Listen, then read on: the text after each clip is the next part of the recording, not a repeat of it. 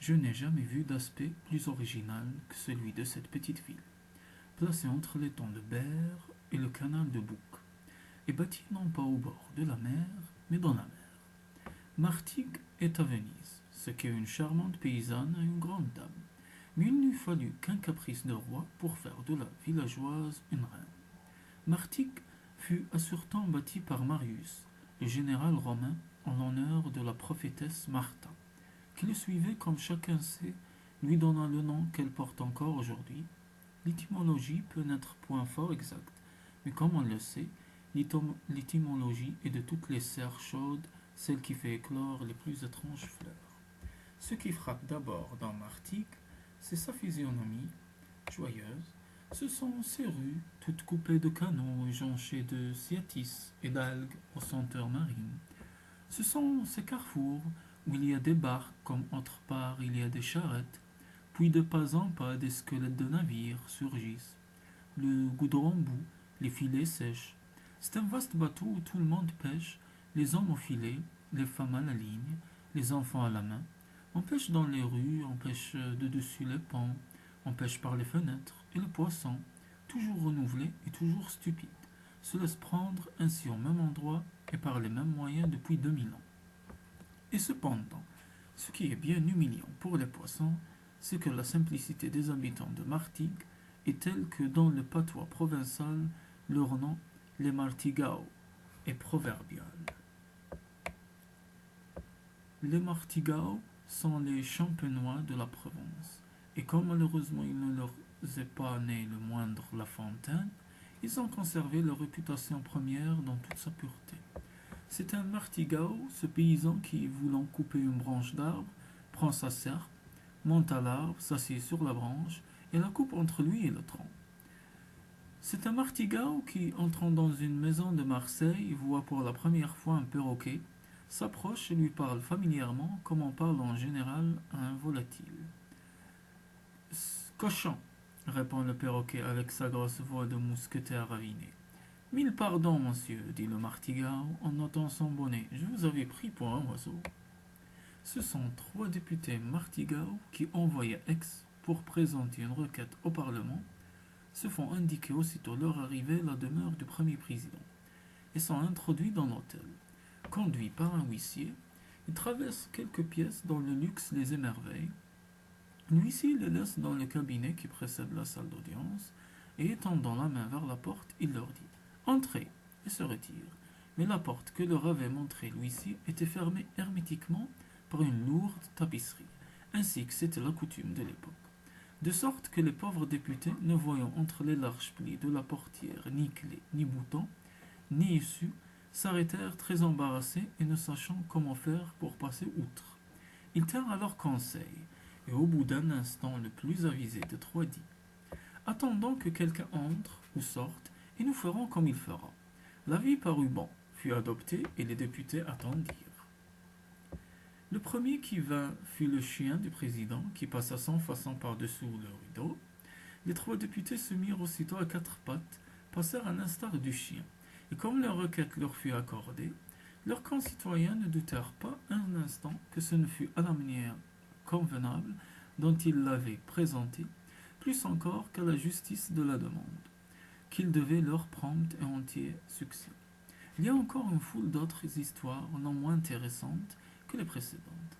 Par exemple, celle d'un martigao qui, après avoir longtemps étudié le mécanisme d'une paire de mouchettes, afin de se rendre compte de l'utilité de ce petit ustensile, mouche la chandelle avec ses doigts et dépose proprement la mouchure sur le récipient. Mais je craindrais que quelques-unes de ces charmantes anecdotes ne perdissent beaucoup de leur valeur par l'exportation. Tant il y a que sur les lieux, elles ont une vogue charmante, et que depuis l'époque de sa fondation, qui remonte, comme nous l'avons dit, à Marius, Martigues défraie d'histoire et de coq à l'âne toutes les villes. Libéralité dont, à ce qu'en m'assurait notre aubergiste, elle commence tant soit peu à se lasser. Martigues a pourtant fourni un saint au calendrier. Ce saint est le bienheureux Gérard Tinck. De son vivant, épicier dans la ville de Marius, étant allé pour son commerce à Jérusalem, il fut indigné des mauvais traitements que les pèlerins éprouvaient dans les saints lieux. Dès lors, il résolut de se dévouer au soulagement de ces pieux voyageurs, après avoir fait à la chrétienté le sacrifice de sa boutique, qui, comme on le voit par le voyage que Gérard avait entrepris, devait avoir une certaine importance. En conséquence, il céda son fonds, réalisa son bien, puis faisant de l'argent que lui rapporta cette double vente une masse première, il se mit immédiatement en mesure de doubler et de tripler cette masse en allant quêter pour les pauvres. Le bourdon, à la main, auprès des négociants d'Alexandrie, du Caire, de Jaffa, de Beyrouth et de Damas, avec lesquels il était en relation d'affaires, Dieu bénit son intention et permit qu'elle eût le saint résultat que Gérard s'était proposé. En effet, sa quête ayant été plus abondante qu'il ne l'espérait lui-même, Gérard Tenck fit construire un hospice destiné à recueillir et à héberger tous les chrétiens que leur dévotion pour les saints lieux attirait en Judée. La première croisade le surprit au milieu de cette pieuse fondation, à laquelle la conquête de Godefroy de Bouillon donna bientôt une immense importance, et dont les privilèges et les statuts, confirmés par lettre de Rome, devinrent ceux des chevaliers de Saint-Jean de Jérusalem. Ainsi cet ordre magnifique, qui n'admettait dans ses rangs que les chevaliers de la plus haute noblesse et du plus grand courage, avait eu pour fondateur un pauvre épicier. Dans le partage des reliques qui s'était fait entre les chrétiens après la prise de Jérusalem, Gérard Tenck avait obtenu pour sa part la chemise que portait la Sainte Vierge le jour où l'ange Gabriel vint la saluer comme mère du Christ. La relique était d'autant plus précieuse que, comme preuve d'authenticité, la chemise était marquée d'un M, d'un T et d'un L, ce qui voulait incontestablement dire Marie de la tribu de Lévi. Après sa mort, Gérard Tenck fut canonisé. Aussi, lorsque l'île de Rhodes fut reprise par les infidèles, les chevaliers qui ne voulaient pas laisser les saints ossements de leur fondateur entre les mains des infidèles exhumèrent son cercueil et le transférèrent au château de Manosque, dont la seigneurie appartenait à l'ordre de Malte.